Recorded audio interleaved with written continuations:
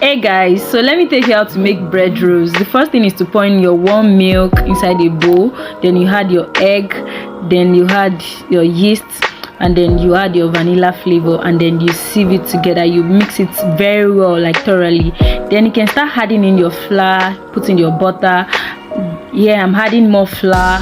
Yeah, this is just repeating itself, so I'm just adding more flour to actually get a very not hard dough but a firm dough, like something that can actually hold.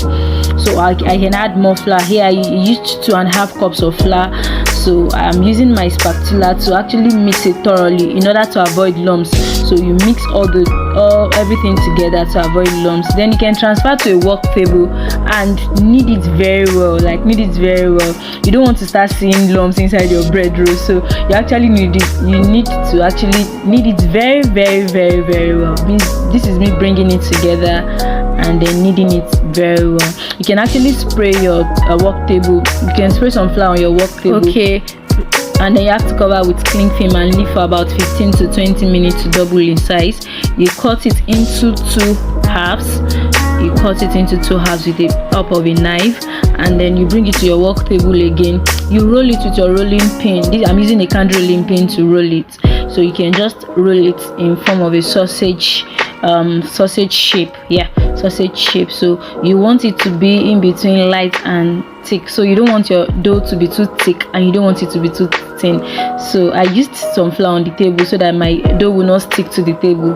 So this is me rolling it with my rolling pin, like rolling it very well. So now I'm still trying to roll it to get the perfect shape and to make sure it's not too thick. Actually, that's the purpose, and to make sure it's not too thin for me to actually work with, so I can roll it very well.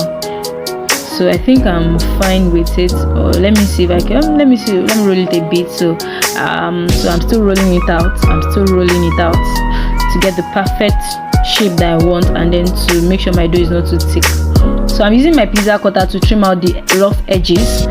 This is my pizza cutter. I'm using it to trim out the rough edges. Then I'll be cutting it now. Just watch the way I'm cutting it. It's very simple, like very simple and very easy. So you just cut it this way, and you cut it this way again, and then I think we should cut out small one. So like very simple. You are cutting, like I can see it's like a V shape, but from up to down. So now it's time to roll. So I'll be rolling from the largest size, like the wide side, to the smallest, like to the how will I put it?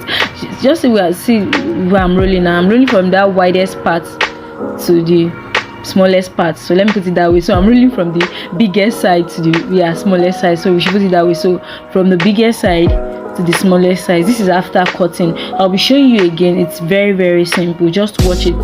So I'll be putting some flour on the table again. I'll be dusting some flour on the table, on my work table, and then I'll be kneading. I'm not kneading, sorry. I'll be rolling it out. Remember, I told you don't want a very thick dough and you don't want a very thin dough. So I'm here just rolling it out. The reason why I'm able to lift it very well on my table is because, like, I already put some flour on my table, on my work table, so it's very easy. Like, I can remove it easily. It's not sticking to the table basically. So I'm rolling it out to actually get the perfect shape. I don't want something too thick and I don't want something too thin, and also to get the perfect shape that I would love to work with. So I'm using my rolling pin to just work around it.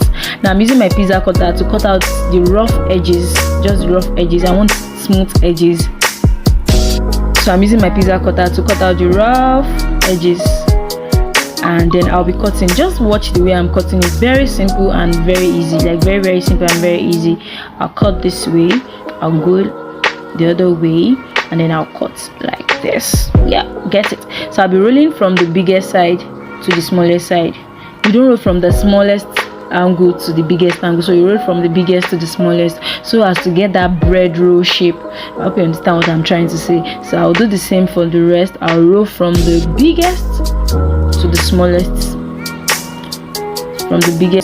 to actually get that bread roll shape. So I'll do the same for the last one. I'll roll from the biggest I'll roll. Just to get the red roll shape. That's the reason why I have to roll that way. So I'll roll, and then I'll bring everything to my table. I think I'm done here, so I'll bring to my table. I'll actually cover with cling film. I'll cover it with cling film. If you don't have a cling film at home, you can just make use of your kitchen towel to cover it. So I'll be covering with my cling film. Remember, I said if you don't have a cling film at home, you can make use of your kitchen towel. The reason why I have to cover is to allow to double in size, to swell up.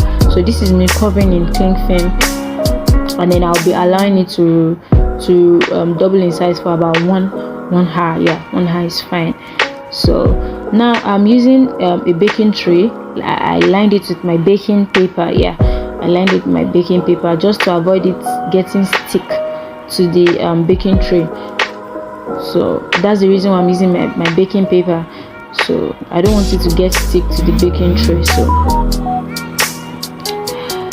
okay, so I'll leave out for 1 hour. I like to double in size for 1 hour, after which I'll bring back to my work table. I'll bring that back to my work table and egg wash it. Egg washing is just using my egg to brush the top slightly in order to have this brown look. You know how these bread rolls used to be now, give it brown look. So I'll just egg brush with I'm using my pastry brush to egg brush. I'll egg brush slightly using egg. I'm using my egg. I'll brush slightly just to make sure my bread rolls have this brown look shape. Okay guys, so I hope you guys are learning, and I would love to say, if you're new on this channel, kindly subscribe. Just press that subscribe button and subscribe to our channel so that you can keep seeing all our new videos as we post them. So I'll be baking it low medium heat, and see the results now. It's looking really yummy. Thank you for joining this class. Bye.